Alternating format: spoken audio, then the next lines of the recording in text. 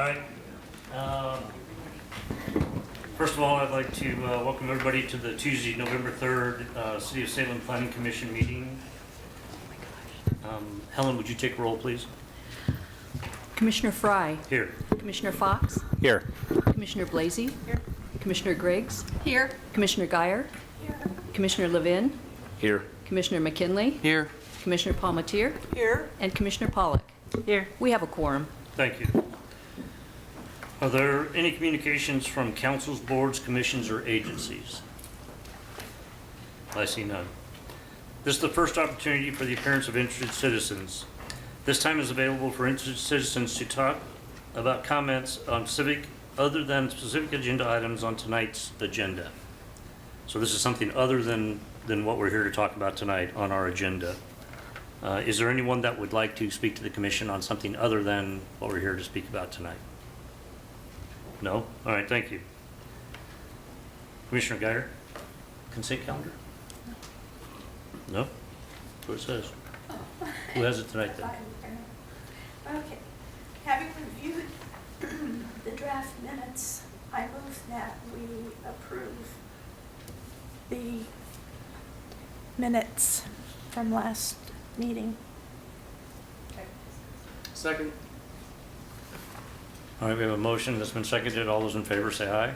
Aye. Opposed? Motion carries. Thank you.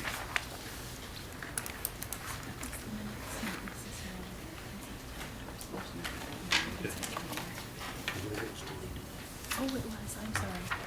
Okay. Yes. Okay, so I'm going to open the public hearing, and I'm going to read my statement first. I would like to note for the record that it is possible that individuals I have, or could have a business relationship with may be participating in tonight's decision-making process. I am currently unaware of any such individuals' intent to participate, but will advise the commission at my first opportunity if the situation should change. I make this disclosure to fulfill the requirements of Section 62 of the City of Salem Charter. Would all commissioners who would like to make this declaration raise their hands? Let the record show that all commissioners raise their hands. All right, Helen, would you read the criteria, please? This is a public hearing to consider Code Amendment Case Number CA 15-06 to allow the commercial production of recreational marijuana in certain zone districts. The applicable criteria are listed in Salem Revised Code Chapter 110. Thank you. Is there anyone that would like to declare a conflict? No? Thank you. Brian, if you're ready. Good evening. I'm Brian Colborn, planner with the Community Development Department. And tonight I'll be presenting the staff report for the public hearing on Code Amendment 1506 related to commercial production of recreational marijuana. At this time I'd like to enter the staff report and its attachments into the case record. And there's also a packet of additional email testimony that was received in the last day that's part of your packets that also is entered into the case record. Measure 91, passed by the voters in 2014, legalized recreational marijuana under Oregon state law. Individuals under the law may grow up to 4 plants per residence for personal use. The Oregon Liquor Control Commission is charged with regulating and licensing commercial growers, processors, wholesalers, and retailers of recreational marijuana. A commercial grower of recreational marijuana is defined as any grow site that is more than the 4 plants allowed for personal use and is also intended for sale to others. The ordinance before you this evening is only has to do with where those OLCC commercial growers of recreational marijuana can be located or should be located within the City of Salem. So relatively narrow in scope for this ordinance. It's just dealing with the recreational commercial growers. Tonight's ordinance does not affect retailers or wholesalers or processors or manufacturers of recreational marijuana. It also does not affect the personal grow sites or medical marijuana. Salem's zoning code was not really written in a way that anticipated the legalization of marijuana. The growing of marijuana is classified currently as an agriculture use, which is a broad use classification that includes a wide variety of agricultural crops and was probably intended to allow for things like urban community gardens, or perhaps growing of an agricultural crop on a vacant piece of land as an interim use prior to being developed for some sort of more urban use, or for maybe a greenhouse operation or something like that. The marijuana growing up until now that we've seen inside city limits has been medical marijuana grow sites, and those have located, those are generally very small. A few of them are somewhat larger, and those few larger ones that we've had for medical have been located, almost all of them in the IG, in the general industrial zone. The state rules governing recreational grow sites will allow indoor grows of up to 10,000 square feet in size, and outdoor or greenhouse grows of up to 40,000 square feet in size for recreational, which is much larger than what the state rules allow for the medical grow sites. Just one moment. Do you have a tissue?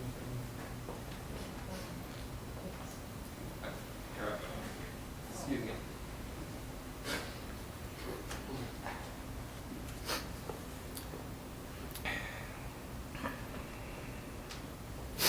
So therefore, the proposed amendments that are part of this ordinance do a couple things. First, they define marijuana production as a distinct type of use in the Salem zoning code. It's defined in the ordinance as being the commercial production of recreational marijuana, and does not include personal grow sites, and it does not include medical grow sites. The other thing that the ordinance does is that it allows marijuana production in 3 zones. It proposes to allow only indoor grow sites in the IG, general industrial zone, and II zone, and then indoor or outdoor grow sites in the EFU, or exclusive farm use zone.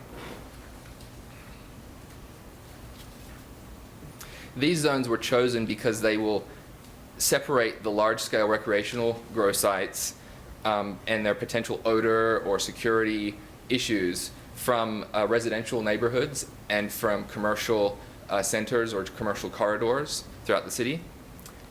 And to illustrate the point here, I've got a zoning map that just shows the IG, the general industrial, and the EFU zones. You'll notice there's no II zoning on this zoning map, and that's because there is no II zoning, actually zoned, land zoned II currently. It's a zone that's on the books, but someone could, if they wanted to, they could apply to zone property that way.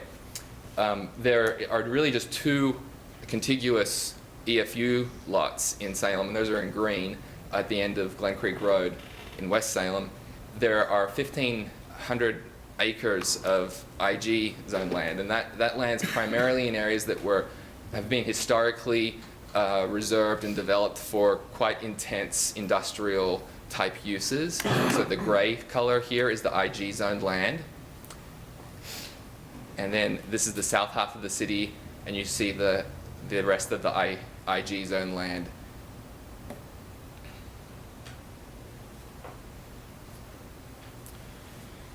Staff did quite a bit of outreach on this ordinance. We started in May with a council work session where we actually brought this whole idea, this whole issue before the council's attention, and said, hey, you know, if we don't do anything, come 2016, LCC is going to start licensing these potentially large recreational growers, and our code really isn't set up in a way for that. And talked about, you know, some different options to move forward, and this was the path that we discussed with the council back in May at the work session.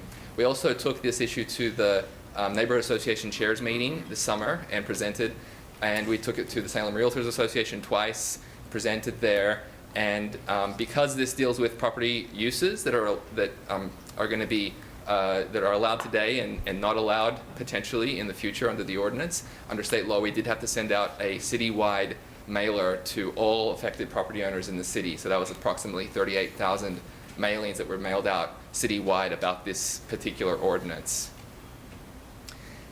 We received just 8 written comments from the public, and you've received those in your emails and your packets. 3 of them clearly supported the amendments, just citizens that said, yeah, this is a good idea. Two of them were from landowners who were had a very specific request, and that's that we add the IC zoned land to the proposal. And I've got a map here that illustrates what that may look like.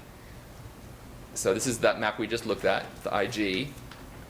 And then this is showing with the IC land as well. There's 900 acres of IC land in the city of Salem. And on this map, it's shown in that purple color.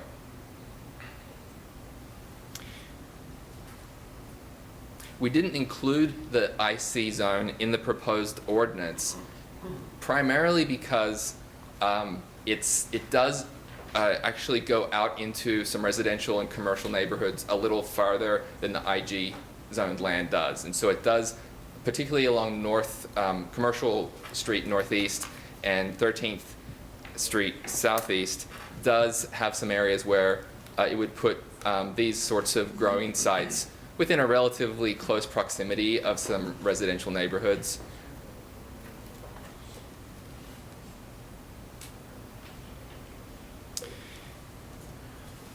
So I'll just leave it at that for this initial presentation. I'm sure there'll be other questions. The recommendation of staff is that the Planning Commission recommends to the City Council to advance the proposed ordinance to second reading for enactment. Thank you, Brian. Are there any questions? Commissioner Fox. Thanks, Brian. Yeah, just a couple of questions. So in the IG zone currently, would other agricultural practices like hydroponic tomatoes, for example, be a permitted use? That would be a type of agriculture use and would be permitted currently, yes. Okay. Okay, great. And then I was just curious about like a residential agricultural zone currently, and I don't have the zone descriptions in front of me. What would that allow currently? And I know there's a lot of that in South Salem, for example. And residential? RA zone, is it? Oh, residential agricultural. What would normally be allowed in that? Yeah, it allows, obviously, residential. It also allows agriculture. There are some limits on the agriculture. There is also limited agricultural retail sales, but essentially it does allow agricultural use, just like the other zones. But this would be unique as a controlled substance, so it wouldn't fit into that zone. Yeah, we didn't include RA because RA is essentially a residential zone in many parts of the city. Okay. We did include EFU because the state law does specifically call this out as a type of farm use, and so EFU land has to allow marijuana growing because it's a type of farm use. And EFU is sort of a zone that's really for farms as a business, as an industry, whereas RA zoning, it does have a lot of agricultural uses on it, and in some cases, it may not look that different from EFU, but it's really intended to be a zone that holds land around the perimeter of the city for future residential type development or city type development. All right, thank you. That's all I have. Commissioner Grigg. First, I want to commend you, Brian. You did a great job on the staff report. You broke it down very clearly, and I think probably my colleagues would concur that you did a fabulous job. Thank you. My question on the gray IG zones, are any of those within proximity to a school? There are schools I don't have a map that shows that information. Yeah. The IG zone does not take into account location of schools, so I couldn't tell you exactly where those schools are. It wouldn't surprise me if there are some schools in proximity to the IG zone. Okay. But they are generally areas of town that are separated from neighborhoods. Okay. And as you can see in the map here, it's really just, we're talking about that area along Salem Industrial Drive up to I-5, and then the area around McGilchrist, and then the area that's down along Turner Road south of the airport. And then there's a few very small areas of just several acres that are in other spots. Okay. Yeah. Commissioner McKinley. You mentioned there's 2 EFU zones. I only see the one up in West Salem. Yeah, there's just one. There are 2 contiguous tax Oh, lots. okay. Yeah, yeah. Are there any other questions? So on your staff report, you say other issues related to marijuana, and that includes the odor, the security, and the size limits. So are those aren't specifically addressed in this code amendment? Yeah. Where are they, For like the odor? yeah, for odor, we didn't choose to include odor regulations in this ordinance because the way we're bringing it forward is really to just, in essence, have it just be in the industrial general zone, or the II zone if that ever were to occur. And those areas are quite separated from residential neighborhoods and commercial areas where we would anticipate potential complaints and conflicts for things like odor. So if the commission chooses to discuss the inclusion of, say, the IC zone in this ordinance, then we do have some language that is modeled after the City of Portland's ordinance they recently passed that does just speak in general terms to odor not being allowed to affect surrounding properties. And we could include that in the ordinance if the commission chooses to. Well, let me ask you this. If there was another facility and it had a ventilation system that had maybe, who would regulate the toxic or any kind of biologicals that would be going to the air? Would that be the city or another environmental agency? Well, as far as environmental, we wouldn't be, as far as the planning department and our No. regular review, regulating that sort of thing. It's through the zoning and the building permit process. There may be other state law that deals with that, that would go beyond the city. I just don't want to have to expand something we have to do if there's another agency that would already have the umbrella over that. Yeah. So on the odor, just from our research, what I can tell you is that the sort of regulation that some other communities in other states, like Colorado and Washington, that we researched, had got rather specific about ventilation systems and that sort of thing. Our state building codes don't have specific regulations in place quite yet for this kind of indoor large-scale recreational growing. But what we would do if the commission wanted to include that more broad language I mentioned in the ordinance, that would give our building official the discretion to work more or less on a case-by-case basis, seeing if each indoor grow site had some sort of remedy, and it might be some sort of system that absorbs odor before it escapes the building or something of that nature, with the hope that over time we would work with the state building codes division to get some more standardized rules. That's really I think the state of building code and mechanical code in Oregon right now on this issue. And that's probably the best we can do for odor if the commission wants to. If the commission doesn't want to, then we could just not put that in the ordinance and see if there are any complaints about odor, and then maybe come back later and see if it's necessary. And then the thing about security, especially in the EFU zones, what do you, I see in your research you say basically even in other cities they're all indoors. There's no really outdoors. Yeah, and so something that's not in the staff report that is in the temporary OLCC administrative rules that were just recently released are some very specific security regulations. So the state is going to be regulating security and requiring surveillance video, certain type of commercial locking for grow sites, as well as vaults for valuables and things like that. So I don't think it's necessary, based on our research, to include the security provisions in the local ordinance. Thank you very much. Okay, and just for everybody's information, we're actually being recorded tonight for TV, so if you'd speak into your mic so that everybody can hear you, I would appreciate it. Thank you very much. Thank you. Commissioner Levin. My question is regarding the subject of possibly inclusion of the IC zone. If it's not included and it moves forward and the city decides that they made an error and want to go back and add the IC zone, how hard of a process is that?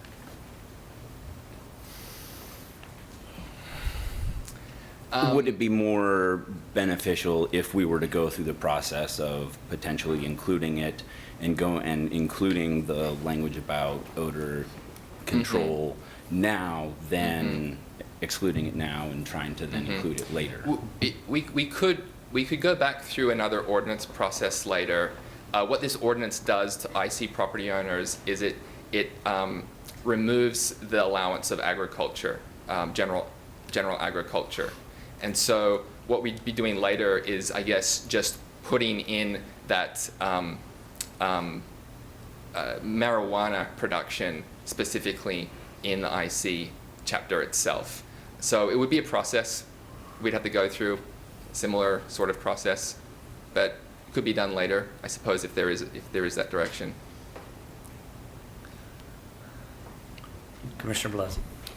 So, Brian, going back to Commissioner Pollack's question, looking at what other states have done outside of Oregon who have a little bit more experience, it seems like some of the communities that have already addressed this, like Boulder and some of the larger cities, it's been up to the cities to implement regulations regarding environmental and safety issues as part of zoning and code development. So I'm just trying to better understand where we would be at with regards to, because this limitation of zoning restricts grow to indoor facilities. And so all of this growing indoors, the environmental impacts, the ventilation issues, the indoor safety issues. I understand that we are just looking at zoning, but at what point do we begin to address whether or not the city addresses codes regarding those issues as well? Because I'm concerned about saying addressing zoning issues to limit or to restrict just to indoors when indoor growing presents its own issues. This is a starting point for us, and so, you know, we're not doing a very comprehensive ordinance here. I agree. We haven't received direction to do that either, and so really the purpose of this ordinance was to just prevent property owners who are in areas like commercial areas or residential areas or something like that from getting in the door and getting a licensed facility. If we receive direction from council to pursue a more comprehensive ordinance, then we would look at more issues. I think that we could, as I said earlier, include an odor regulation in the ordinance that we're working on tonight. Well, in addition to the odor regulation, you know, there are issues with regards to, you know, the high use of electricity and the water usage and all of those environmental issues. So again, we're looking at saying, you know, you can grow up to 1,500 acres of indoor product that requires, you know, a lot of electricity, a lot of water, all of that, and that have serious ventilation issues. So I think it's something that if staff have recommendations on how to maybe expand the language so that when we move forward, we have something built in on how to address that. And I don't know if we're quite there yet. I understand what you're saying, that what we're trying to do right now is to limit where growing is allowed, but the code that or the language, you know, is very specific to indoor growing and. Yeah. Commissioner Fox. Just to follow up on Commissioner Blasey's comments, is that partially due to the fact that there's not necessarily going to be a lot of agricultural land within the city limits, because we're talking about within the city limits here? So that pretty much would confine the use to indoors. Yeah, well, we chose to keep it to indoor grow sites for basically security and aesthetic reasons. Sure, but is there, are there many agricultural zones within the city limits? No, there's just the EFU zoned land that's in Just the that west, little in bit West there. Salem Okay. is the only EFU. So that existing in and farm of use. itself is a And reason. that would be indoor or outdoor, because that's well outside of the built-up core of the city. Sure. And Okay. yeah. And then just a quick follow-up on Commissioner Pollock's comments about the odor. And I think one thing that we didn't really touch on was, toxic versus unpleasant, and what that has me thinking about. And I don't know what the current situation is in town, but we're all aware of the Native Oregon plant, skunk cabbage, and there's a time of year that it's pretty rich in aroma. And so is that something that, could the aroma preclude someone from planting it in their backyard if it disturbed a neighbor? Is that a complaint-based thing, or how would we deal with something like that? Well, the odor regulation that we're talking about now is just for the marijuana. So Right. But we do. But I'm have just some- trying to give an example that would be similar, Yeah, sure. just for down the road, and I know it doesn't necessarily pertain to this. Yeah, no, we have thought, and we've talked with our compliance services folks about what enforcement would look like. And this is new, and so we would do our best on the permit side, the building permit side, to require a remedy or some system, if we had that authority to do so. And if we receive complaints down the road, then we would have to then have a larger discussion, I think, about mechanical and building code regulations, and that may take a while to get there. But this gives us the authority to require something with the building permit, require the building official to say, yeah, you can use this, whether it's a charcoal or a gel or some sort of scrubber inside the building to absorb that odor. And then if that doesn't work, it gives us the authority to at least send an enforcement officer out there and have a discussion. But it's not a matter of something being toxic or not, it's a matter of something being unpleasant. So there were a lot of problems, for example, when we had the mushroom factory out on Cordon Road.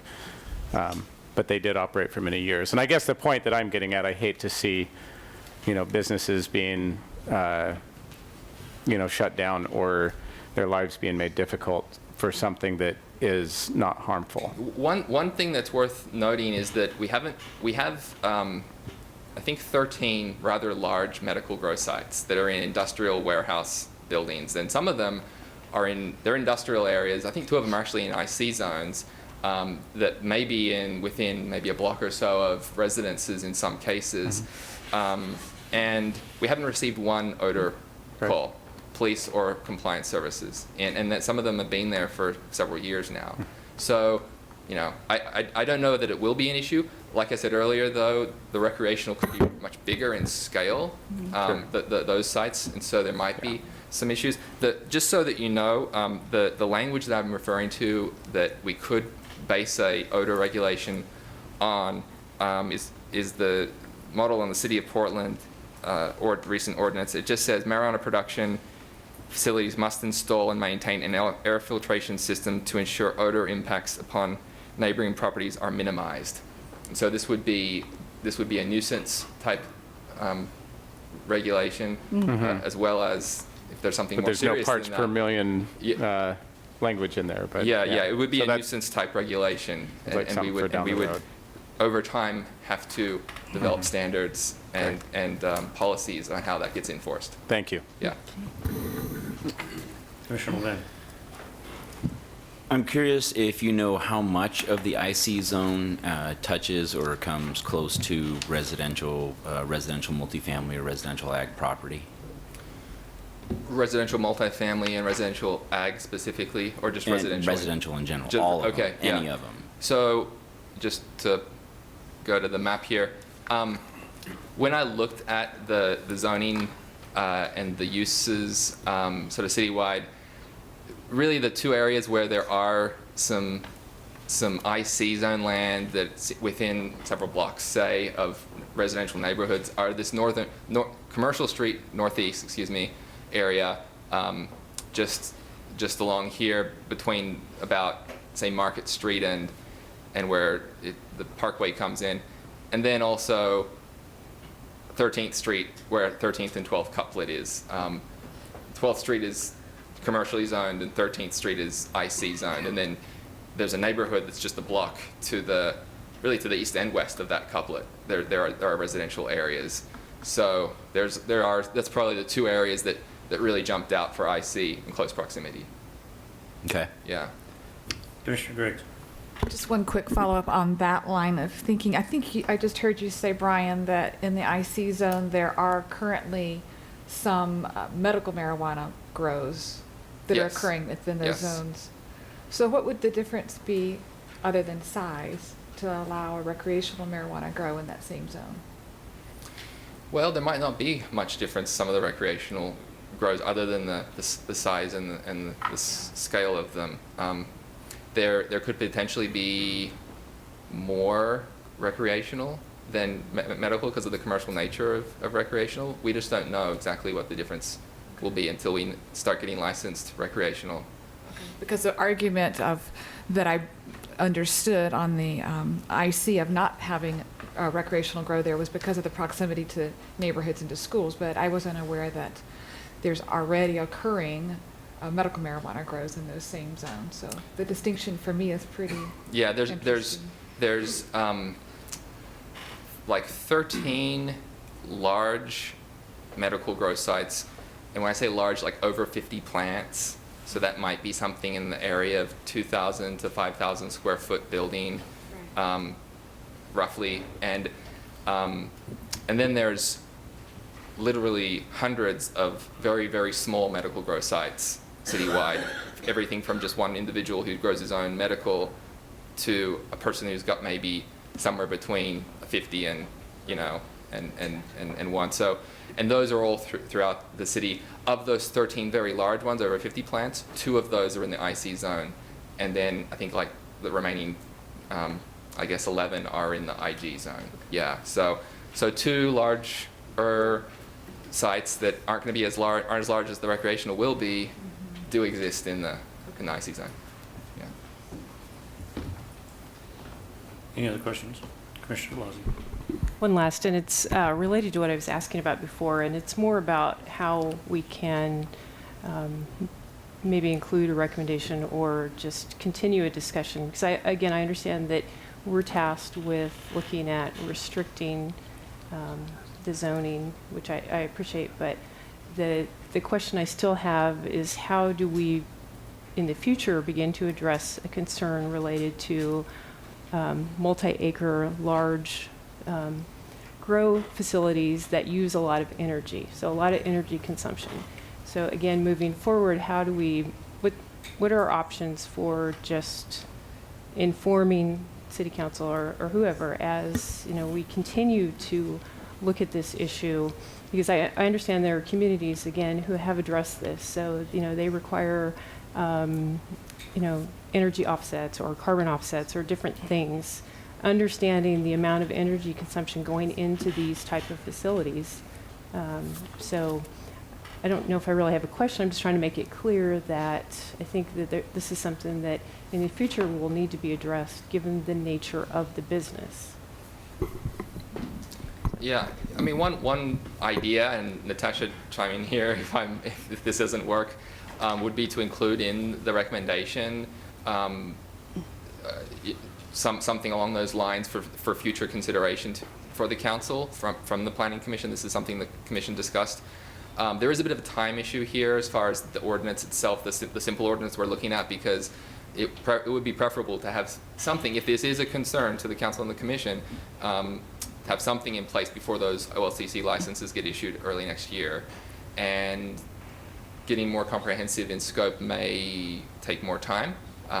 So maybe there is room to have some mention of, we recommend that the ordinance move forward. However, we also recommend that to council to look into these other issues for future regulation, something like that. Sure, you could do something like direct staff, recommend that the ordinance move forward as proposed, and recommend that council direct staff to propose further legislation regarding energy use, odor, those kinds of things. So it would be kind of a dual recommendation. That's certainly a possibility that you have tonight. Okay. I'm going to ask a couple of questions here, Brian. So in our staff report, we have some things about Marion County and Kaiser and Eugene and what they do. You mentioned the city of Portland. What zones is recreational marijuana production allowed in Portland? You know, I looked into it, and I was trying to get that information together for this meeting, and I don't have an actual list of it. I did look at it several months ago, and I believe it's a variety of commercial and industrial zones. Variety of commercial industrial, yeah. Okay. The other thing that, just to kind of address Commissioner Blasi's question, if we decide to go with the recommendation as it is, and we're talking about the industrial zones, I think there's a lot of power and water and everything else that go along with industrial that may be the best fit for what we're talking about. So that's just something to think about. So are there any other questions for staff? I do have one. Commissioner Pollack? I know that you wanted to separate these commercial facilities from residential areas because that also includes schools. But I think we passed an amendment regarding satellite schools for Salem Kaiser, school district to allow satellite schools in various commercial areas. How would we handle this if somebody wanted to put a 10,000 square foot facility in a industrial commercial where there's a satellite school for the school district? I mean, wouldn't we want to keep that separate? I mean, how would we approach that? State law, the state OLCC administrative rules do have separation from schools for retailers of marijuana, I believe. Not for producers. Producers don't really look like they just look like another warehouse if they're an indoor site. So there may be very legitimate issues that I'm not aware of, but just in the research that I did, and looking at, I did a site visit of a medical grow site. It's not a place that where something could be obtained or someone would necessarily even know that there is marijuana growing inside. Mm-hmm. Not to minimize the concern that you raise, which I think is a very good one, but that's just something to consider. That's what we found in our research of these sorts of large industrial grow sites. So to answer your question, the ordinance itself wouldn't have anything that would prevent that from happening. But there's the state law requires such high security, though. They do, yeah. They require high security for these types of facility, yeah. And then just to clarify in the odor, we're talking about nuisance and not occupational odors, because when you have something indoors, there are going to possibly be ventilation problems for the employees. That would be covered by some other agency. I think that would be, I don't know, but that certainly wouldn't be a city zoning matter. Yeah, right, so we're just talking nuisance odors. That's correct. Okay, great. Okay, thank you very much. Thank you. All right, any other questions for Brian? No? Brian, thank you very much. Okay, are there any neighborhood association representatives that would like to speak tonight? I see none. I have a couple of people that signed up to speak tonight. I'll try to get your names right. Diana Knott.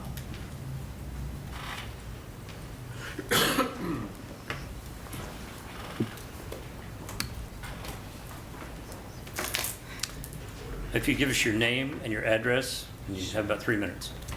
My name is Diana Knott, and I live at 1572 Juliet Way in South Salem. I come to you today. Thank you for this opportunity.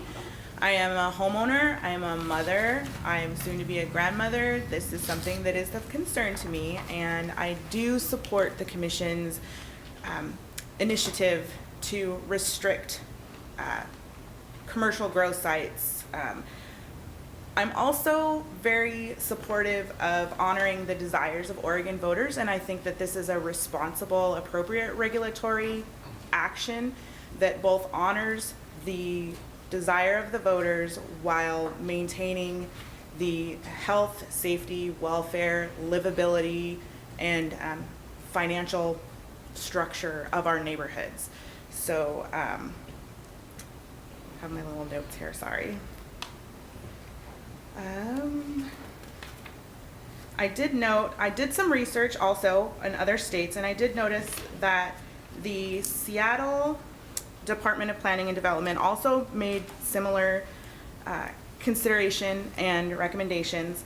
And their statement I thought was rather eloquent. Their proposal was to help to ensure that licensed marijuana-related uses would be appropriately located in places that are compatible with their surroundings and operating in ways consistent with the city and state rules. And I think that you have all done very well to honor that, as Seattle eloquently put it. So I just wanted to provide that.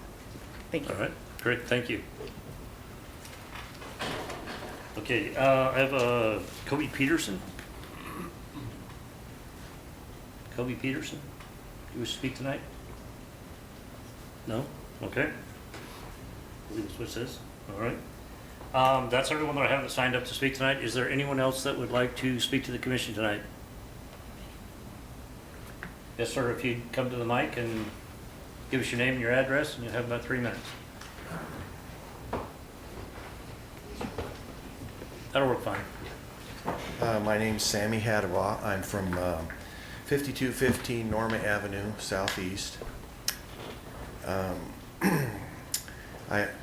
I'm against the marijuana that it was voted in because it's come across the street to me through medical marijuana. If you look on Google Earth across the street from that address, you'll see plants growing. I've contacted the police, get nothing done.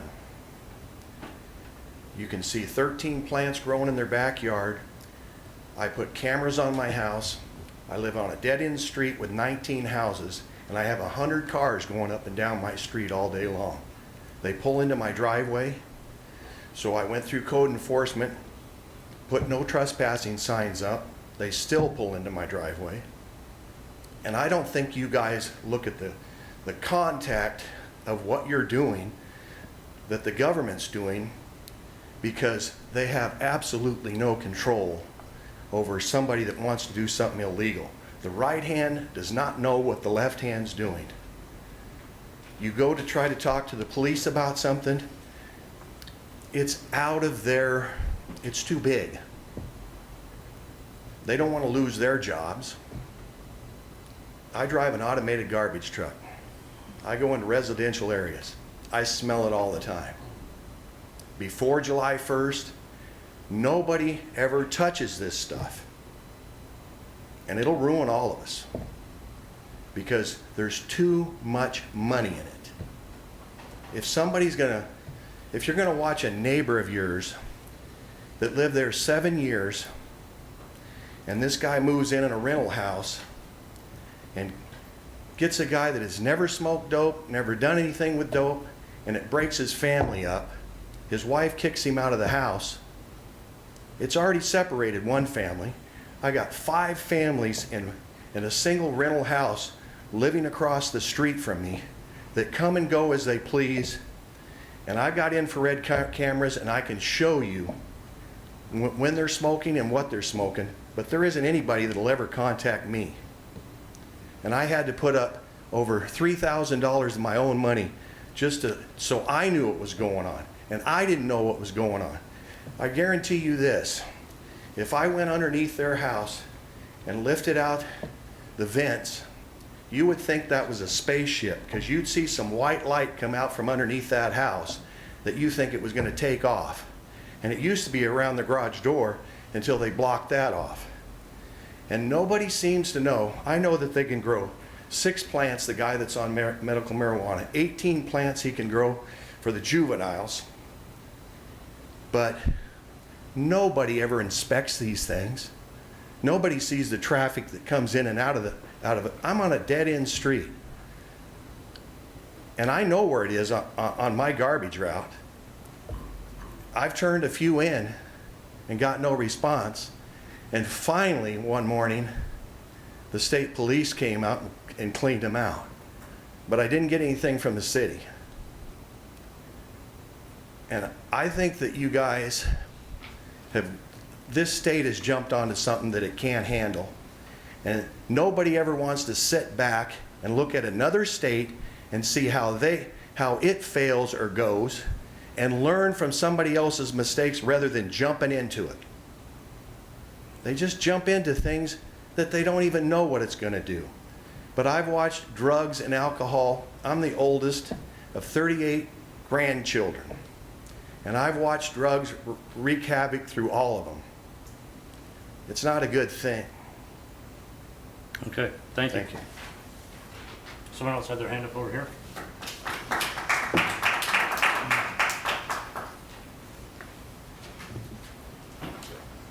Again, if you state your name and your address in about 3 minutes. Hi, my name is Margot Lucas, and I represent West Salem Cannabis, and I do not own a grow in the city, but I do own a grow in Polk County. And I also represent the United Food and Commercial Workers Union. I just wanted to say to Commissioner Blasey, I believe it is, I can talk to you afterwards in more detail, but there are requirements from the state for both energy and water usage and upfront before these applications are licensed. So I can show you some of the legislature that surrounds that. And then another thing was, I just wanted to assure all of you that odor filtration can be accomplished, and that I believe that odor control should be done on a complaint-driven basis. There's really no reason to make these growers go to the extensive filtration systems if nobody's complaining about it. These grows have operated in the city for some time now, and the staff tells us there have been no complaints. Most of these grow facilities, I'm very involved in the industry and don't know where a lot of them are here in the city. So they do operate very quietly. They're not disturbing any neighborhoods now, and I think that will be the way that they continue. These people are putting in major investments. These people are major professionals. These are not pot-smoking potheads that want to ruin neighborhoods. I apologize to you, sir, for having a bad player in your neighborhood, but I do believe that that is the exception and not the norm. I believe, I'm very, very proud of our industry. I've been here lobbying the city council for a couple of years now, and I'm very, very proud of our industry and the professionalism that they're showing and the way they're working with governments and neighborhoods and that type of thing. So I think you're going to find that gets even better as we go along. One more thing, I wanted to point out that there are grows in the city now that have been in residential neighborhoods. The medical marijuana laws have allowed people to grow in neighborhoods, and now the new state law is limiting all of that. You used to be able to grow quite a large number of medical marijuana plants in a residential zone, and now that has been scaled back by the state. So there's a lot of movement taking place that people don't know about, that it has been limiting the industry, has been limiting some of the unregulated aspects of the industry, and moving towards a more solidly regulated industry. And I apologize, I have a really bad cold tonight too. I would also want to say that I would love to see the industrial commercial zone included. I believe that if there are concerns about certain obstacles, such as neighborhoods or schools, with the dispensary ordinance, we did make another overlay, if you call it, of being 100 feet from a daycare facility, and then there was some that were allowed to be, a residential zone, I'm sorry, but, and then some, if they were on a major thoroughfare, were allowed to be exempted from that. So there's other ways we can deal with those on a more case-by-case basis, rather than just saying that the whole zone could be out. We could have a second layer inside the industrial commercial zone, and I think we could include it if we were to look at it more that way, and look at it like we did with the dispensary ordinance. Okay. So, and then one other thing, I just want to say again, I'm very, very proud of our industry, and I do apologize to people who are bad players in our industry. We're trying to clean it up. We're working hard. We've been investing a lot of money and a lot of time to professionalize this business, and we believe that the regulation of marijuana will actually keep it away from children and in the places where it should be, where it's regulated, where you have to be 21 to get in the building. And we believe that the black market, being put pressure on the black market by this new industry, will make it less available on the streets to children. So thank you. Thank you. Now, as an expert, I'm just going to ask my commission if there's anyone that would have any questions tonight? No? All right, thank you very much. I appreciate it. May I have an address for the record? Can we have your address for the record? Sure. My business address is 2625 Salem Dallas Highway Northwest, Salem. Thank you. Is there anyone else that would like to address the commission tonight? No? Seeing none, we'll close the hearing. Any additional questions of staff before we go on? Yep. Nope. All right, I'm going to close the hearing. Okay. On agenda item 6.1, code amendment case number CA 15-06 to allow the commercial production of recreational marijuana. I'd like to make a motion to recommend to council to advance to a second reading. I second that. All right, we have a motion by Commissioner Fox and seconded by Commissioner Palmetier. All right, we have a motion and a second. Any discussion? Commissioner Levin. I strongly recommend that we ask that they include the IC and the RA zone in that conversation and allow at the same time, as Brian noted, the Building and Safety Department to start implementing some air quality control regulations.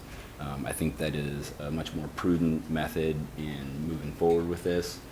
I feel that there's going to, ignoring the subject matter, the specific subject matter, I think agricultural process of some unintended kind will be affected by this in the IC zone.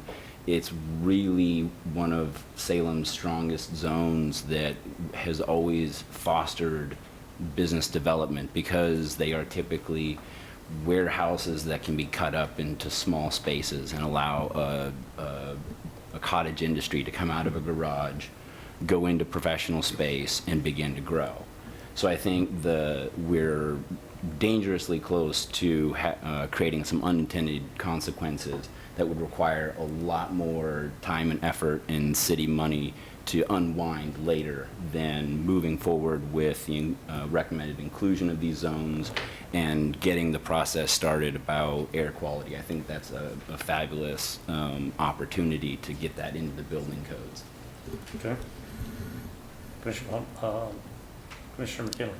Yeah, I would also agree with the IC zone. I don't know the other zone, but IC for sure because, for one, we're not approving it, we're sending it to council to approve, and they get to talk about it in much more detail, so good for them. Because it's going to, like you said, what it's going to do, and I have sympathy for our landowners and our residents here, perhaps it will draw some of that more residential growing into if we have more zones that are appropriate for the commercial growth, perhaps it'll draw some of that residential into the more the industrial commercial zones and keep it out of the neighborhoods more. I think that the zones that we have up here, both the purple and the gray, show it's for the most part the same except for the north area, but I would definitely second a motion to add IC into that. And also the air quality, I agree with that too, because if we don't go to the air quality concern now, then it's not going to come up later. It's just not going to happen because it's going to get passed and it'd be like climbing a mountain to get that passed later. So we need, regardless of whether there's been any problems before, we're going to have potentially much larger zones and larger grows than we have now. And so we have to make sure we address that now and send that to council with this, as opposed to waiting for something to happen later, which isn't going to happen, and we all know it's not going to. So I would second a motion for that if you're making that motion. All right, thank you. Can Anyone I make else? a motion on the motion? Of course you can. Commissioner Fox.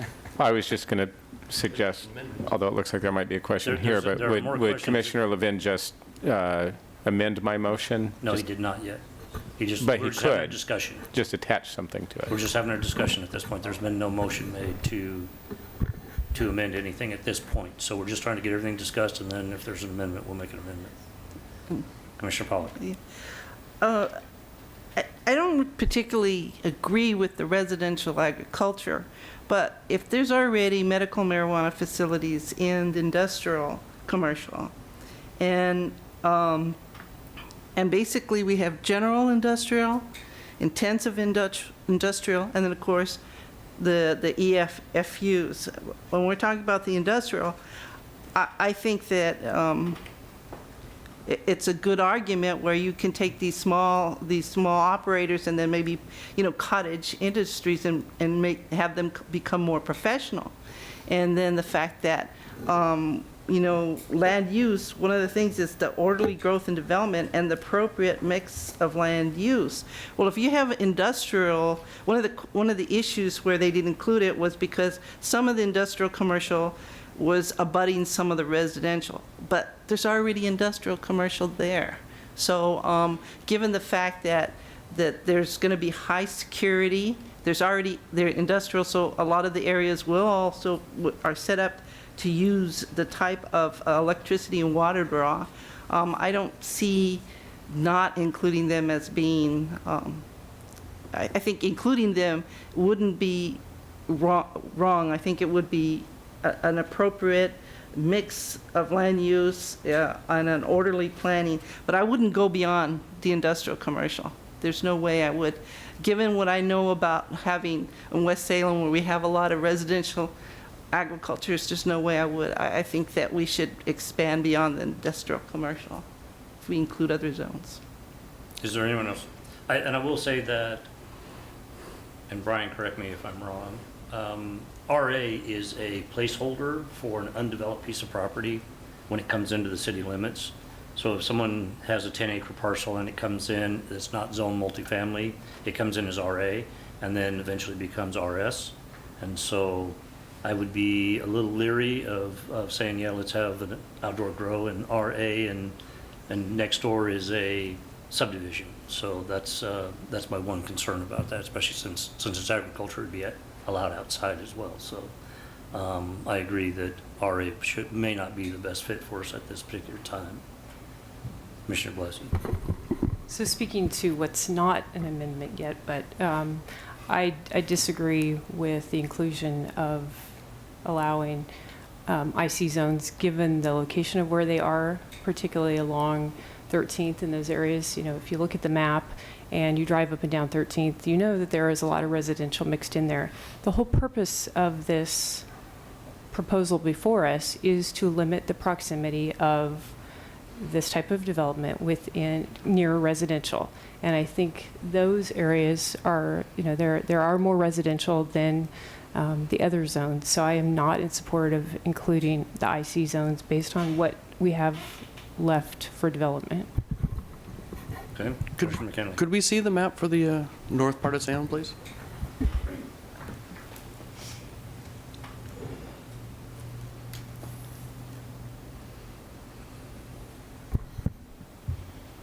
Go ahead.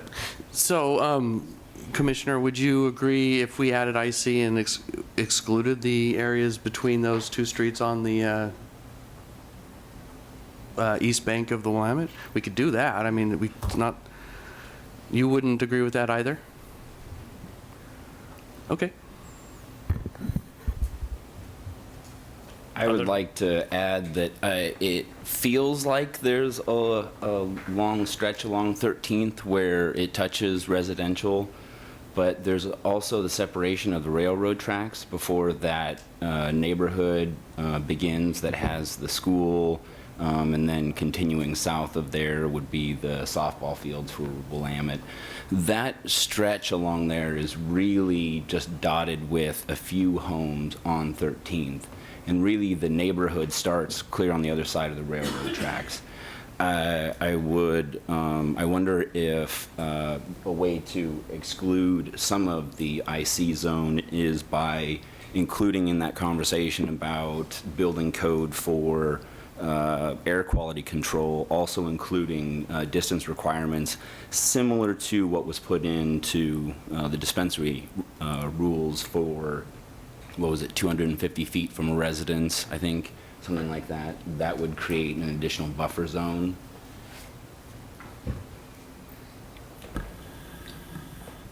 Brian, if you would. Yeah, there is allowance to do some buffering from residential under the state law for this kind of use. I think it says you can't buffer more than 1,000 feet from residential for a producer. So that would be a type of rule that, the local rule that the state law does allow local jurisdictions to apply.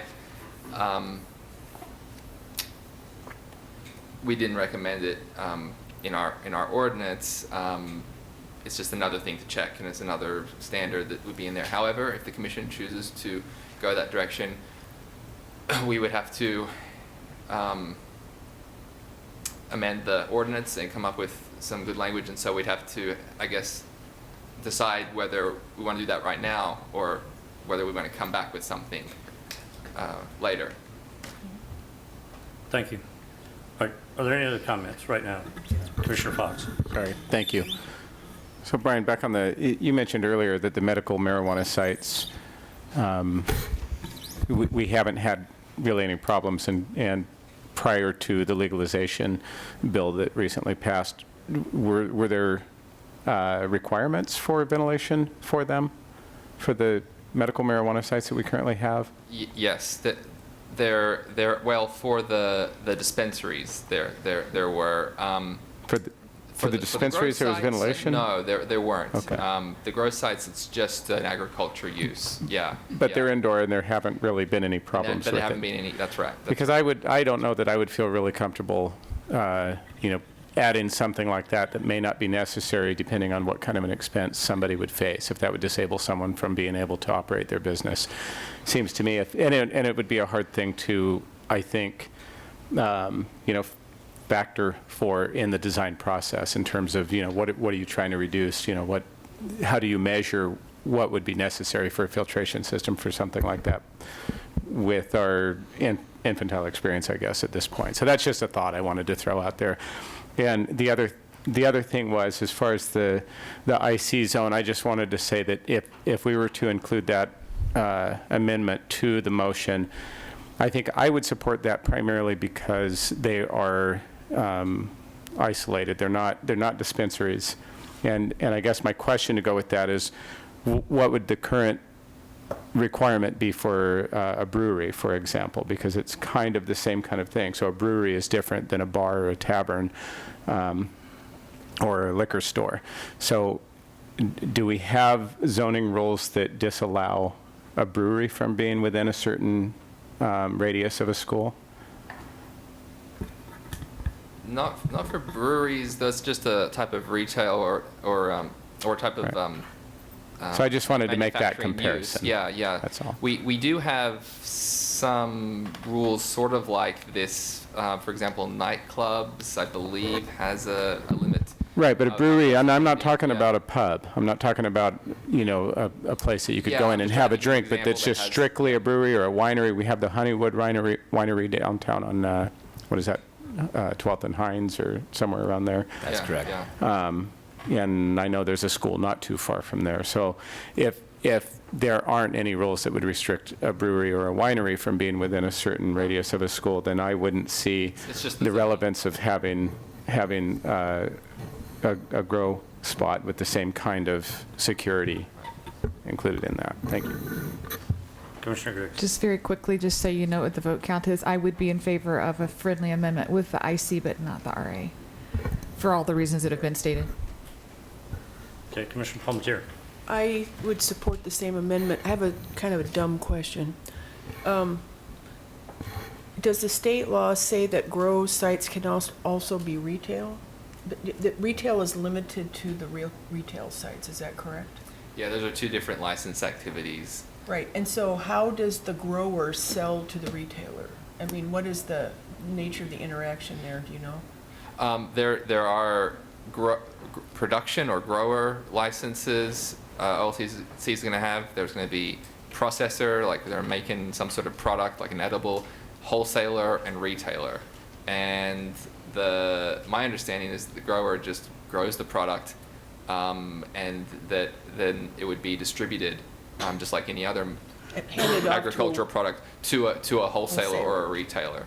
Yeah, and I think there may be some limitations on sales in processing facilities and production facilities, but I don't know for sure on that. So the growing site would actually have less traffic than, say, a brewery site, maybe, because of the nature of the type of product that goes into a brewery. So you have like barley and whatever else that goes into. I mean, this is like a one-stop shop, seeds, water, grow kind of thing. And so it just seems to me that the IC would be an compatible use because it's limited, it's not got a lot of traffic, it apparently will have security requirements, be pretty anonymous. Okay. I would support a friendly amendment. All right, then. I just wanted to Commissioner clarify, I'm not suggesting that we impose some sort of a ventilation restriction or a requirement. I'm just saying that we add in, council should look at that. A recommendation. A recommendation, yeah. I agree with you also. I don't want to limit the ability of people to create the businesses and, adding expense to it. I want them to take the time and consider that. Commissioner Levin, did you want to make I would love to an amendment to the request an motion? amendment to Commissioner Fox's motion that we recommend to City Council the inclusion of the IC zone in their ordinance. And is that all just the IC zone? Or did you want to put anything else in there? No? Okay. So we have a motion. Is there a second? I'll second. All right. So there's an amendment to the motion made by Commissioner Levin, seconded by Commissioner Palmatier. All right. So now we will vote on the amendment first, and then we'll vote on the motion. So I just want to clarify, so the amendment was made by Levin and seconded by Commissioner Griggs, not Palmatier. I made the, well, Oh, I'm sorry. I thought that, did you not second his motion? Commissioner Griggs. Commissioner Griggs. Oh, all right, I'm sorry. Commissioner Griggs seconded the motion. My error. Okay, so now we have an amendment to the motion, which is to include the IC zone. Correct. Okay, all those in favor of the motion say aye. aye. Opposed? We have one, Commissioner Blasi. All right, now, for the original motion, which is to suggest, or to ask council to go ahead with the ordinance as written, and now with our amendment. All right, Do we put a recommendation in there that Commissioner Blasi addressed? Recommendation to the council that they look at the, Yeah, the odor thing. the odor issue, so do we want to make another amendment then to the motion? Electricity. I didn't know Commissioner Blasi wanted to do that. No? Okay. We're good. All right, so now we're taking a vote on the motion. Commissioner McKinley. Commissioner Pollock, did we want to add something in there just about the ventilation odor? About the odor? I'd like to make an amendment that the council recommends staff to look into any issues of odors affecting nuisance odors from Emily. I'll second that. Okay. Brian.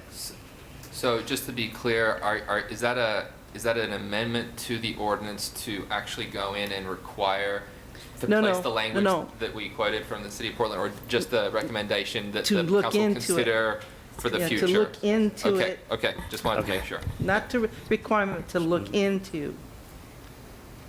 Okay, so is this actually an amendment to the motion then, or is it just something that goes along with the motion to council for them to look into it? She amended the motion. I know, and I'm just I'm clarifying moving that to that's what she wants to do.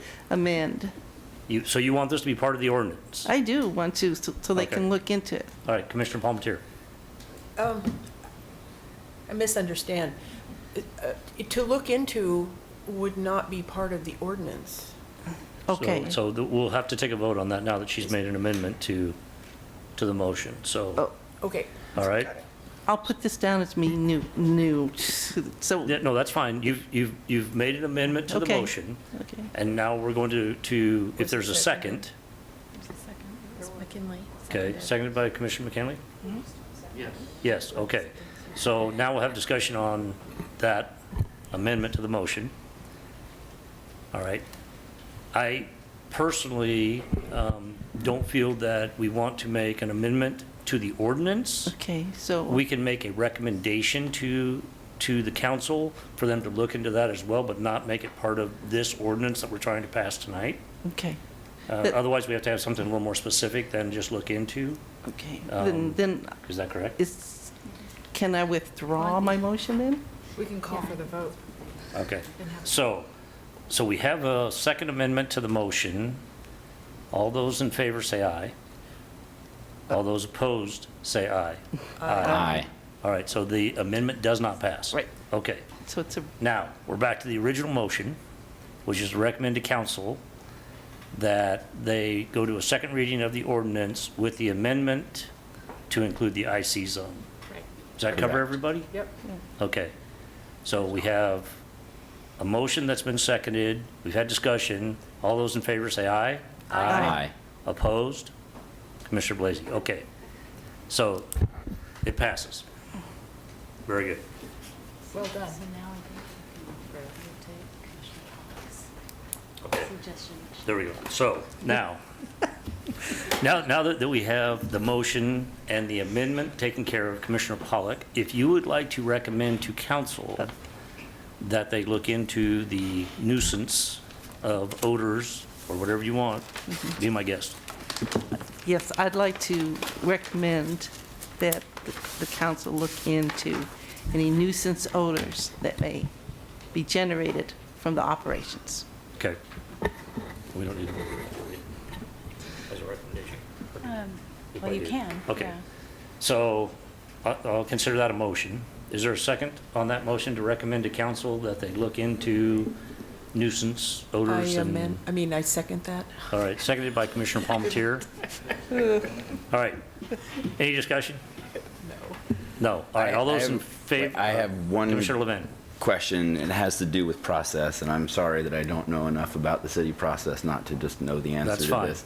But the issue of nuisance odors would normally come up through building and safety. So where does building and safety get their direction from? Would that come from city council by our recommendation, or would that come better through a different route? I believe it would come through council as an ordinance or something that would be on the books, and so they would have something to go out and inspect, and they would have so council would dictate back to staff what to put on the ordinance in order to do that.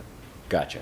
Okay. It's like noise. Noise comes from the same thing. It's in the code. It says you can only be so loud until a certain time. Okay, All right? I'm clear. Any other questions? No? Okay, so we have a recommendation. Been seconded. We've had our discussion.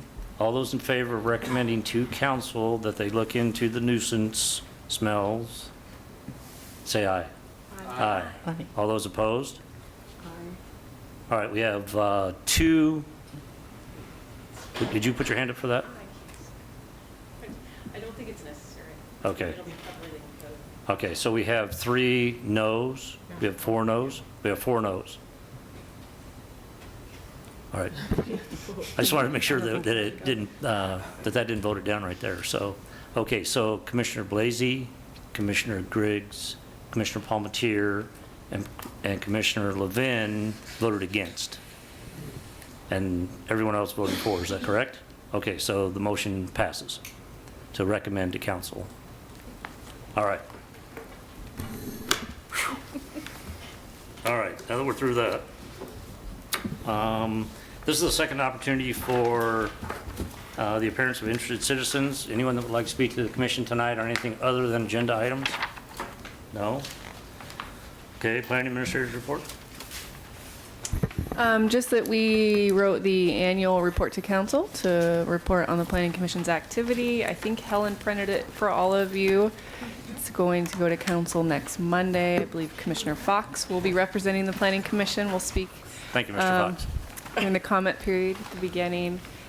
We have the work plan attached. We mapped the cases and put a chart of all the cases that had come before the commission in the last year. So hopefully you all like the report. If not, you have probably till tomorrow at noon to give me edits, but it's going through the process for the council agenda already. So if there's any questions about it, though, feel free to call me or tell me now. Okay.